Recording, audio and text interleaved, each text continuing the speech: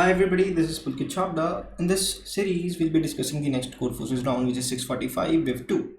And particularly in this video, we'll be discussing the first problem of this contest, which is A, park lifting. So without further ado, let's get to the problem. Let's read it out. The problem says that due to the coronavirus pandemic, city authorities obligated citizens to keep social distance. The mayor of the city wants to light up the park so that people could see each other even at night to keep social distance. So the park is a rectangular table of an rows and then columns, where the cells of the table are squares and the boundaries between the cells are streets. Like this is a street, this is a street, and I'll just give you a better example afterwards. External borders are also streets. Each street is length 1. For example, a park with n equal to m equal to 2 will have 12 streets. So just to showcase it once, let's say this is the park. The 12 streets that it is talking about is 1, 2, 3, 4, 5, 6, 7, 8, 9, 10, 11, 12. I hope you got the point. Yeah, so we are assigned to develop a plan for lighting the park. You can put lanterns in the middle of the streets. The lamp lights two squares near it, or only one square if it is at the border of the park. For this example, you can see that it will light up this square, and if it is somewhere in the middle, for example this light, it'll lamp up the two squares on the border of which it is already it is actually present. Okay, so we have to spend the least amount of money on lighting, but also we want people throughout the park to keep a social distance. So he asks us to find the minimum number of lanterns that are required to light up all the squares. Okay, I hope the question is clear. If it is not, you may pause the video and give it another read, but I'll be just moving on. So for the input, it says that we'll be having several test cases, and in each test case we'll be having two integers n and m, that will be the dimensions of the park, and the number of test cases can be up to 10,000, and n and m values can be up to 10,000 as well. Okay, and for each test case we have to print just one integer, which will be the minimum number of lanterns that we require to light up all the squares. Okay, so now we'll be getting to the solution, so it will be a good time to pause the video if you wanna give it a try for yourself. So let's take this guy for the example, then the one that is drawn here.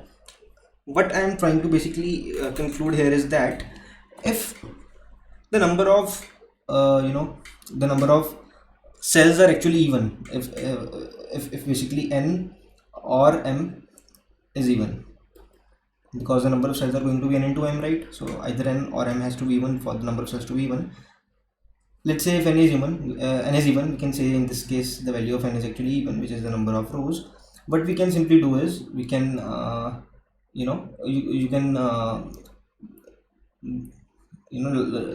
put the lantern in this way: 1, 2. So it will light up these two, it will light up these two. We can light up these two using 1, these two using 1, these two using 1, these two using 1, and so on. We can basically pair up the squares. So in this way, if either n or m is even, if m were even, we would have done it this way. Okay, so in that case our answer is going to be n into m by 2, right? As simple as that. But if n into m is not actually even, let's say this row wasn't there, in this case we can see that the value of n is 3, which is odd, and the value of m is odd as well, which is 5. In this case, no matter how hard we try, if we try to pair up squares, we'll be left with one square. We'll have to do anything, we'll have to do something about that. To deal with that extra left square, we'll have to add one extra lantern. That's what I'm trying to say. For example, if we, let's say, try pairing the squares up, and in this way as well, we'll be having one extra square left. So we'll have to basically give one extra lantern to light up that square. Now the number of squares that we'll be using in this case are going to be equal to n into m, since it is an odd number, plus 1 by 2. That's what I am trying to say, because we need some one to actually be paired to the square that is left. but we'll be using one of the squares that has been already lightened up, but we'll have to add 1 to divide it by 2, right? Because you can see in this example as well, we know that the value of n into m is actually 15, and the number of lights that we used up are 1 2 3 4 5 6 7 8, which is 16 by 2, right? I hope this makes it clear. It is just that we have to use one extra lantern in the case when the number of squares are odd. So in that case the answer is going to be n into m plus 1 by 2. But when either n or m is even, then the answer is simply n into m by 2. We can actually replace this n into m by 2 by n into m plus 1 by 2, because in this case we know that since I'll be writing in C++, n into m plus 1 by 2 actually gives us the floor value of n into m plus 1 by 2, and the floor value of n into m plus 1 by 2 is actually going to be equal to n into m plus 1 n into m by 2, since this is an even number, and adding 1 to it doesn't change the floor value, right? For example, we know that 4 by 2 equals to 2, but 5 by 2 equals to 2 as well. So to sum it up, we can simply say that the answer is equals to n into m plus 1 by 2's floor value, right? Because it is equals to n into m plus 1 by 2 when n into m is odd, and it is also equal to n into m plus 1 by 2's floor value when n into m is even. So I'll just simply print n into m plus 1 by 2. Okay, so let's copy the test cases as well, and I'll be just writing the code.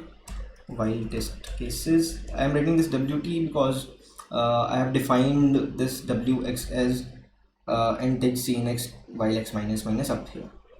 So yeah, int n comma m cin n m, and what I'll be saying is that my answer is n into m plus 1 by 2.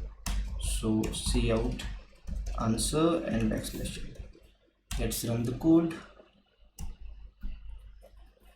The answer says 12258. 12258 it matches. Let's give it a try.